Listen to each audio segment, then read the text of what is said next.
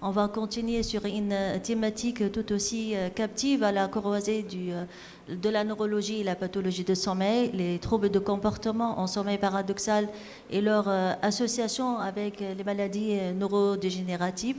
Alors c'est un sujet d'actualité car est-ce qu'il paraît ce type de trouble pourrait constituer un marqueur précoce de certaines maladies comme le Parkinson, et c'est là où la collaboration entre somnologues et neurologues prend toute son importance.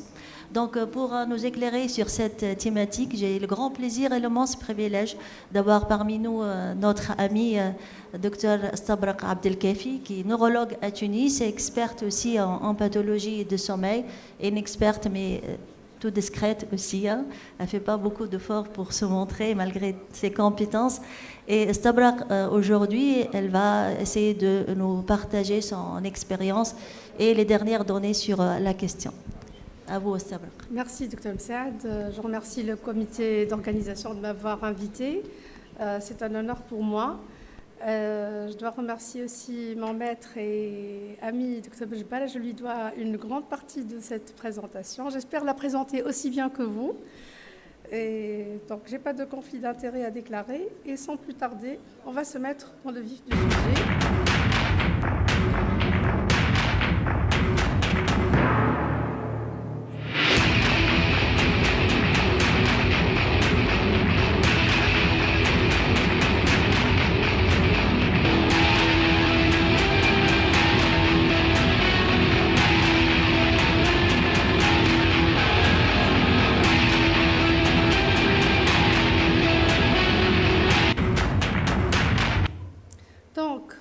Comportement en sommeil paradoxal, ou bien le Rapid Eye Movement Behavior Disorder des anglophones. Ce sont des agitations motrices nocturnes liées à l'expression motrice par le patient du contenu de ses rêves. Comme vous l'avez, donc il survient essentiellement en milieu, mais surtout en fin de nuit, là où le sommeil REM prédomine. Comme vous l'avez vu sur la vidéo, tous étaient des hommes, ça survient surtout chez l'homme, à un âge avancé, plus que 50 ans. Le patient va mimer au cours de ses mouvements le rêve qu'il est en train d'avoir. Cependant, le souvenir des rêves est inconstant. Il entraîne un risque traumatique important pour les patients et son partenaire de lit lorsque les mouvements sont violents. Donc, un petit rappel sur le sommeil paradoxal. C'est une phase du sommeil caractérisée par une atonie musculaire physiologique, c'est une paralysie physiologique qui permet l'activité onirique sans y réagir et sans interruption du sommeil. Elle est associée à des mouvements oculaires rapides et une activité EEG qui est similaire à la veille. Donc, comme vous voyez ici, on a ainsi un REM normal avec une atonie musculaire sur le menton mais aussi au niveau des jambes. Par contre, chez les patients atteints de RBD, on a un tonus musculaire qui est persistant, voire hyperactif, donc comme vous pouvez le voir. Et donc, les études longitudinales de suivi de patients atteints de TCSP ont trouvé qu'ils faisaient une phénoconversion pour développer des signes d'une affection neurodégénérative. Et cet intervalle était variable, il pouvait aller jusqu'à plus que 10 ans. Et là, ça nous fait réfléchir quels sont les liens entre le TCSP et les affections neurodégénératives. Un petit rappel historique, donc Jouvet-Hall en 1965, on décrit que les lésions bilatérales du locus ceruleus chez le chat donnaient un sommeil paradoxal sans atonie, avec des comportements oniriques. En 1986, Schenck et Hall ont décrit une parasomnie chez l'homme, caractérisée par un sommeil paradoxal avec une perte partielle ou complète de l'atonie, avec des comportements souvent complexes et indésirables, tels que des rires, des cris, des coups de pied, des coups de poing. Et il s'agissait d'une mise en acte de l'activité onirique, nommée trouble du comportement au sommeil paradoxal ou Rapid Eye Movement Sleep Behavior Disorder. Donc, la localisation des lésions au cours des TCSP, donc Jouvet-Hall en 2007, a décrit 5 cas liés à une lésion focale du tronc cérébral, essentiellement la région périaqueducale, le plancher du 4e ventricule, mais aussi le territoire paramédian protubérantiel supérieur. Donc, comme je le vous ai dit, donc, on s'est rendu compte qu'un grand nombre de TCSP, entre guillemets, idiopathiques, évoluent vers une forme d'une affection neurodégénérative et le risque, il s'accroît avec les ans. Donc, sur une période de 2 à 5 ans, c'est 15 à 35%. Sur 12 à 25 ans, le risque augmente de 41 voire à 90%. Il y a donc une variabilité interindividuelle. Le délai peut aller parfois jusqu'à 50 ans. Donc, on va parler des troubles du sommeil en général, dans les maladies neurodégénératives. Il y a un intérêt grandissant porté au sommeil chez ces patients. Les troubles sont variés, allant de l'insomnie, somnolence diurne excessive, parasomnie, etc., et qui sont rebelles au traitement usuel. Mais il y a des troubles qui sont plus caractéristiques de certaines pathologies, telles qu'une insomnie majeure, des troubles respiratoires liés au sommeil, des troubles du comportement, sommeil paradoxal, qui vont aider au diagnostic. Alors, comment cette affection neurodégénérative va interagir avec la régularisation du sommeil? Donc, on a une neurodégénérescence qui va altérer le rythme circadien et l'équilibre hémostatique. Donc, ce qui va altérer le rythme,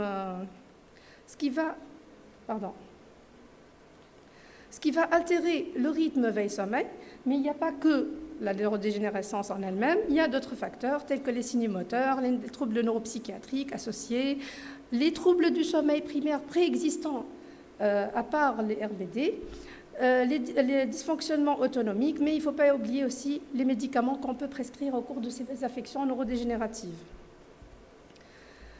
Donc, l'exploration clinique et les enregistrements permettent de mieux caractériser ces troubles du sommeil.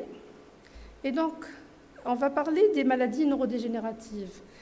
Il s'agit d'un spectre, en fait, qui dépend de la protéine qui se dépose au niveau neuronal. Donc, soit on a un dépôt d'alpha-synucléine, et là, on parle d'une alpha-synucléopathie, soit on a un dépôt d'une protéine tau, et là, on parle d'une tauopathie. Alors, le chef de file des alpha-synucléines, c'est la maladie de Parkinson idiopathique, mais aussi l'atrophie multisystématisée, la démence à corps de Lévy. Pour les tauopathies, le chef de file, c'est la maladie d'Alzheimer. Il y a aussi la paralysie supranucléaire progressive et la dégénérescence corticobasale, ainsi que la démence frontotemporale. Donc, au cours des synucléopathies, le dépôt de synucléine va se faire au niveau des neurones, surtout au niveau des terminaisons présynaptiques. Le mécanisme, c'est une baisse de la solubilité de ces protéines, et donc elles vont se transformer en amas et agrégats amorphes. Au cours des taupathies, tau, c'est pour l'abréviation de Tubule Associated Unit, qui appartient au groupe de microtubules Associated Protein. En effet, la protéine tau permet de stabiliser les microtubules au niveau des neurones. Et donc, au cours des taupathies, il y a une phosphorylation des différentes combinaisons d'isoformes. Et donc, cette protéine tau altérée ne va plus stabiliser les microtubules, sont désagrégés, et les protéines tau vont se transformer en filaments et se déposer en amas de protéines tau. On va commencer par les synucléopathies. C'est un groupe de maladies dégénératives caractérisées par des agrégats fibrillaires d'alpha-synucléine dans le cytoplasme d'une population neuronale spécifique, et donc qui sera responsable d'un déclin progressif et chronique variable selon la localisation. Ce déclin va toucher les fonctions motrices, cognitives, comportementales et ou autonomiques. Mais aussi, ils vont se déposer au niveau de la glie. Donc, le lien entre RBD et synucléopathie a été établi. En effet, Beuve et Hall ont décrit en 2001 deux études rétrospectives qui ont comparé la fréquence des RBD dans l'atrophie multisystématisée, la démence à corps de Lévy et la maladie de Parkinson versus les autres démences.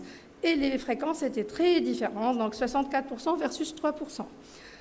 Et quand on compare les RBD dans la démence à corps de Lévy et maladie de Parkinson versus maladie d'Alzheimer et MCI, aussi on a des pourcentages très écartés, donc 56% versus 2%.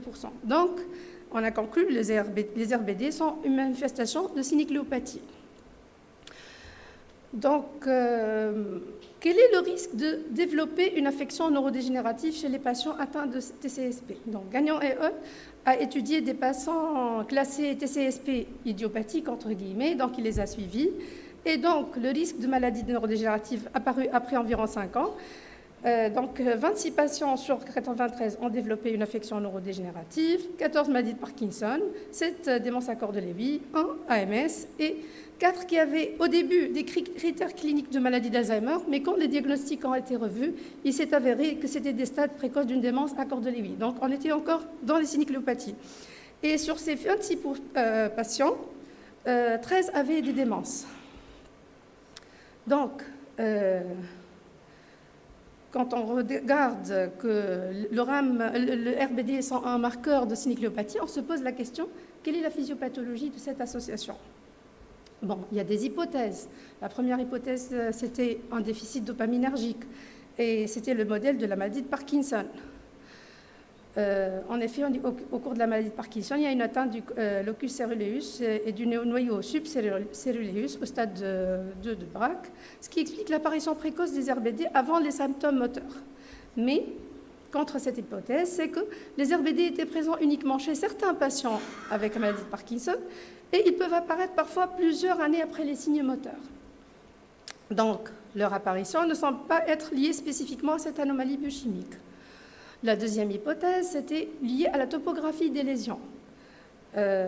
Donc, on a établi l'hypothèse que les RBD étaient liés à des formes particulières de ces maladies où la synucléopathie est plus diffuse au niveau à la fois cortico et sous-cortico. Donc, la troisième hypothèse, c'est le dysfonctionnement cholinergique.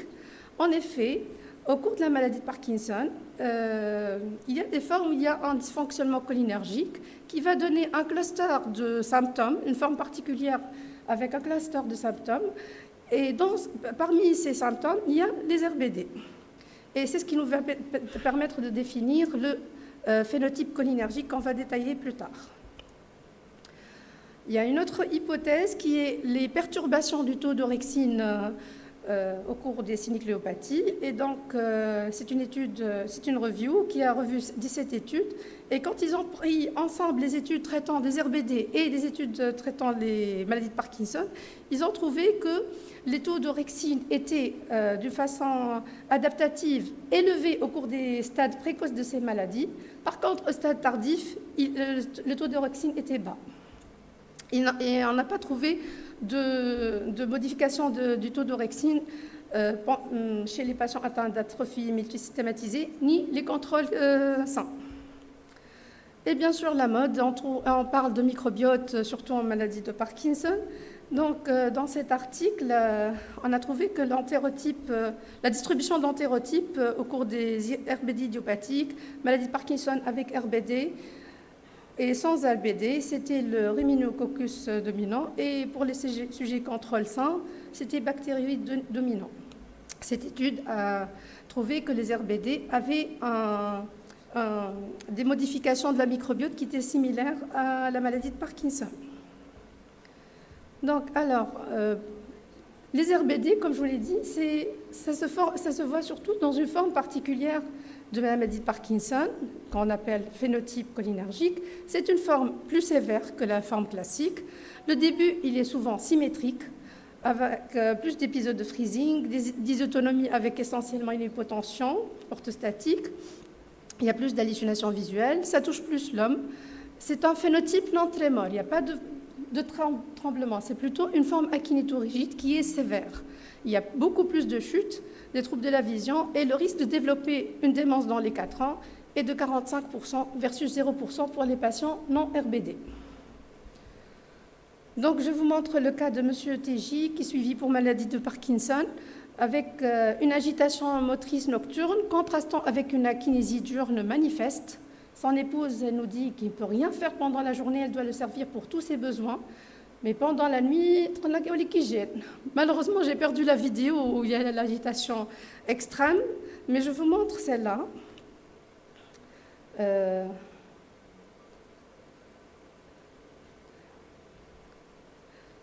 Comment j'enlève le pointeur? J'arrive pas à enlever le pointeur. Voilà. Donc, c'est pour vous montrer que les RBD sont parfois subtils, très minimes, sont des RBD à minima. On dirait que le patient discute avec quelqu'un, il parle, il gesticule avec la main, et ils peuvent passer inaperçus. C'est l'intérêt de l'enregistrement. Donc, au cours de la démence à corps de Lévy, c'est quoi la démence à corps de Lévy? C'est un tableau associant une démence, mais la particularité, c'est qu'il y a des fluctuations marquées des fonctions cognitives, un parkinsonisme qui est essentiellement akinétorigide, des hallucinations visuelles élaborées et précoces dès les premiers stades de la maladie, des troubles psychiatriques, des chutes, mais surtout des RBD. Donc, les RBD sont surtout présents dans la forme classique. Par contre, qui représente une synucléopathie à la fois corticale et sous-corticale. Par contre, dans l'autre forme, qui est une synucléopathie touchant essentiellement le cortex, il y a peu de RBD, les troubles cognitifs sont importants, le syndrome parkinsonien est absent ou tardif, et il y a peu d'hallucinations. L'atrophie multisystématisée est caractérisée par une dysautonomie, un syndrome parkinsonien, plus ou moins un syndrome cérébelleux selon les formes type P ou type C. Donc, on a 2 troubles du sommeil au cours de la AMS et qui sont précoces dès le début de la maladie. Les RBD qui sont plus fréquentes que dans la maladie de Parkinson, mais il ne faut pas oublier chez ces patients qui peuvent faire des troubles respiratoires à type d'apnée-hypopnée obstructive, mais aussi des gaspes nocturnes, des stridors qui peuvent parfois donner des morts subites nocturnes.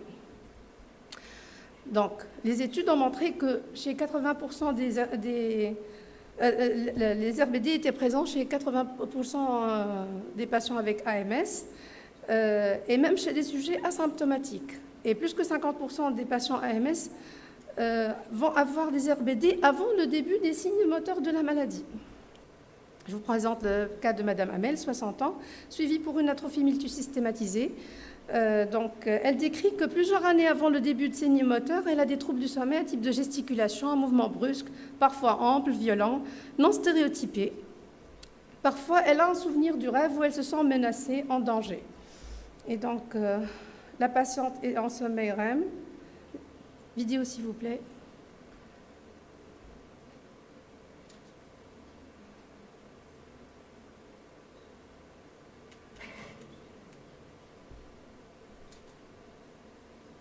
Merci. J'ai redit l'image pour pouvoir agrandir la vidéo, mais la patiente en a un tracé de REM avec des mouvements oculaires rapides, une atonie musculaire au début du tracé, puis on a ces épisodes. Elle crie, elle gesticule.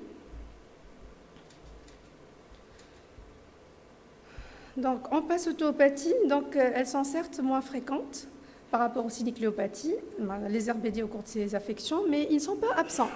Ils sont principalement observés au cours des paralysies supranucléaires progressives, mais ils ne sont pas caractéristiques de cette affection.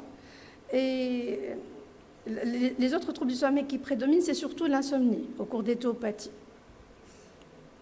Et donc, ça nous fait, quand on face à un patient qui a un RBD, on se demande quels sont les autres biomarqueurs qui permettent de nous prédire si ce patient va développer une affection neurodégénérative. Et on a trouvé alors dans cette étude que les anomalies motrices, l'hypoosmie, le mild cognitive impairment, la dysfonction érectile, un DAT scan anormal, une vision de couleur anormale, une constipation et la perte de l'atonie au sommeil REM sont des facteurs prédictifs de développer une affection neurodégénérative.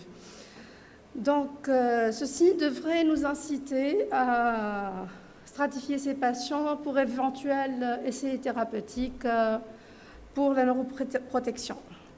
Donc, à part les synucléopathies et les théopathies, il y a un autre groupe d'affections neurodégénératives, il y a la maladie de Huntington, qui est caractérisée par des mouvements anormaux, à type surtout de Corée, mais aussi une démence.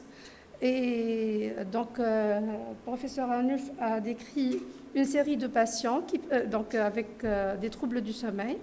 Et chez 3 patients sur 25, il y avait, vidéo s'il vous plaît, chez 3 patients sur 25, il y a des troubles du comportement, sommeil paradoxal.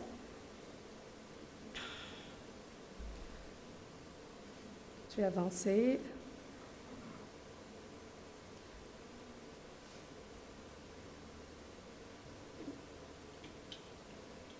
Donc, remarquez ces mouvements.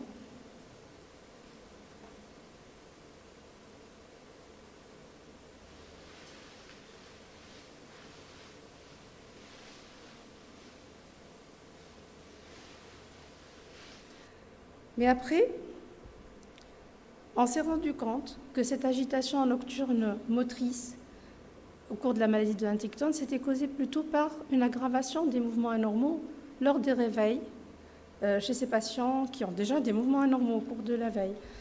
Et donc, chez cette méta-analyse qui a porté sur cette étude 152 patients avec maladie de Huntington et versus 144 contrôles, le TCSP n'a pas été mentionné dans les modifications des troubles du sommeil. On a cité l'augmentation du pourcentage de N1, l'allongement de la latence du REM, une diminution du pourcentage du REM, des mouvements périodiques des membres fréquents, mais on n'a pas parlé du trouble du comportement sommeil paradoxal. Donc, en conclusion, les TCSP sont bien plus qu'une maladie du sommeil. Ils sont plus fréquents dans les synucléopathies comparativement aux tauopathies. Ils sont plus fréquents en cas de démence. Ils sont précoces et peuvent constituer un biomarqueur dans certains cas. Le diagnostic précoce clinique, mais aussi électrophysiologique. Et le traitement est adapté cas par cas. Et si je peux me permettre de terminer, si on peut dire que c'est une citation, le TCSP est de loin le prédicteur le plus puissant d'apparition de maladies neurodégénératives. Et je vous remercie pour votre confiance. Merci beaucoup. Merci beaucoup, Stabrak, pour cette présentation si belle et si claire. Merci surtout d'avoir respecté le temps. C'était très instructif. Bon, malgré la complexité des pathologies neurologiques dont vous avez parlé, ce n'est pas si évident pour un neurologue. Mais en tout cas, je pense que vous avez bien réussi à nous montrer cette association curieuse entre RBD et pathologie neurodégénérative. Je pense que ça va susciter beaucoup de discussions dans la salle. Rim. C'était très clair. Merci Stabrak de nous avoir fait ce synopsis. Ma question, elle est d'incidence pratique. Et aussi, est-ce qu'on a intérêt à le dire aux patients? Vous avez dit que c'est le prédicteur le plus quasiment fiable de l'évolution. Alors, on le cherche. Dans notre consultation, on cherche les signes. Mais moi, franchement, je ne dis pas aux patients que vous risquez. Vu le délai, je me dis peut-être qu'il va mourir avant de développer les signes. Même s'il était programmé pour les développer, peut-être qu'il n'en aura jamais. Oui, peut-être qu'il faudrait provoquer le débat.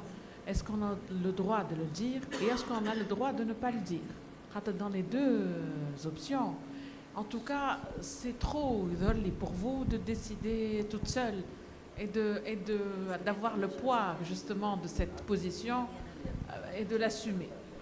Et en même temps, ça pose une vraie question éthique. Ce n'est pas qu'une question médicale. Donc je ne sais pas, est-ce que dans la littérature, il y a une littérature là-dessus? Franchement, j'aimerais bien avoir l'avis de Dr Bejbara là-dessus. Est-ce que je peux ajouter quelque chose avant de répondre? Moi, je ne réponds pas parce que ma question, c'est que comment vous faites le diagnostic de ces troubles, ces mouvements? Est-ce que c'est au cours d'une consultation sur les troubles cognitifs déjà et vous faites rétrospectivement? Ou bien est-ce que c'est le spécialiste du sommeil? Ils sont allés voir un spécialiste du sommeil pour ces troubles. Si c'est le cas, dans ce cas, oui, ça se pose le problème, est-ce qu'il faut le dire, est-ce qu'il ne faut pas le dire. Mais s'il consulte en neurologie pour des troubles cognitifs et rétrospectivement, il a déjà des mouvements, le problème ne se pose pas. La question, il faut la poser aux spécialistes du sommeil. Quand vous faites ce diagnostic, vous allez le dire et vous allez conseiller aux patients d'aller faire une consultation de neurologie ou non? Absolument. Juste, Samahni, 2 secondes, juste pour appuyer ce que disait professeur Triki. C'est exactement ça. On est dans un double cas de figure. Si le patient est diagnostiqué avec une maladie neurodégénérative, Stabrak va poser la question pour aller chercher le RBD et le traiter. Mais on a aussi des patients qui viennent consulter pour RBD des années avant le début des maladies neurodégénératives et il y a des recommandations dans ce sens. Alors c'est complètement différent de la maladie d'Huntington où quand tu as la mutation, tu as 100% le risque de développer la maladie. Dans les RBD, même si on sait que c'est un biomarqueur sûr pour les synucléonopathies. C'est-à-dire qu'un patient qui a des RBD, une personne qui a des RBD, elle a, on va dire, 50 ans pour développer une maladie neurodégénérative. Je dois dire ça à mon fils ou non? mais 50 ans, c'est long. Et les recommandations actuelles, et Stabrak, tu pourras nous dire quelque chose là-dessus, ça s'appelle une consultation pluridisciplinaire avec une étude de l'arbre génétique. Si dans la famille, on a identifié des maladies neurodégénératives, à ce moment-là, un suivi rapproché du patient est indiqué et on est obligé de lui dire.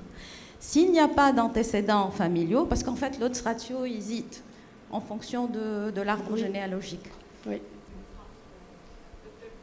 Oui, docteur. Bon, une question de pneumologue.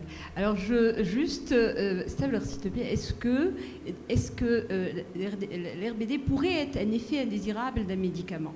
Vous savez, parce que j'ai eu un patient qui est venu consulter, sa femme avait peur, il faisait des mouvements anormaux au cours de son sommeil, il allait la frère. Heureusement que c'était l'été, elle a dormi un peu à l'écart. Bon, bref.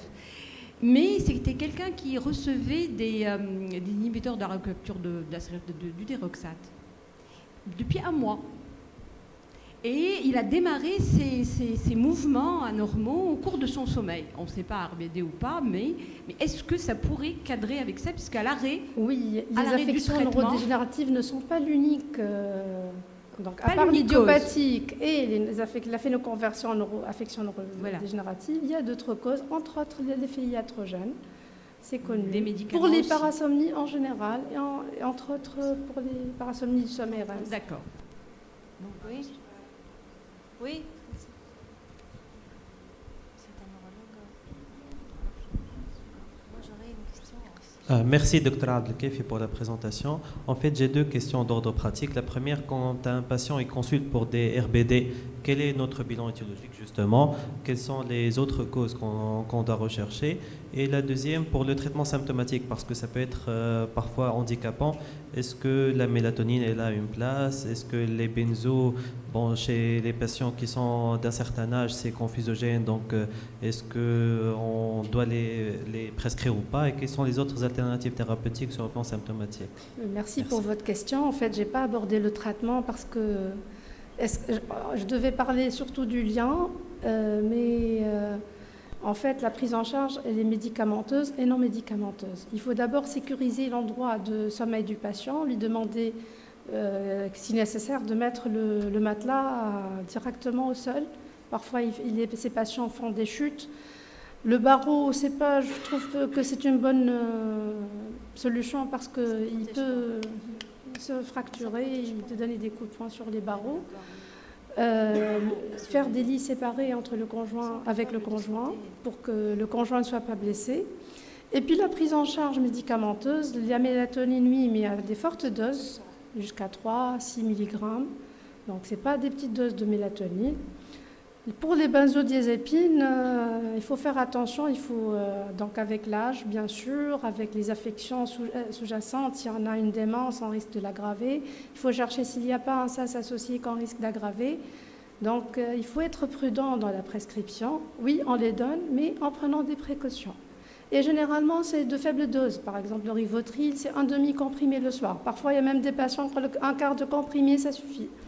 Donc, une faible dose est suffisante. D'accord. Autre question? Alors, s'il n'y a pas d'autres questions, on va remercier toutes les deux oratrices. Merci à l'assistance. Et voilà, on passe à la pause café.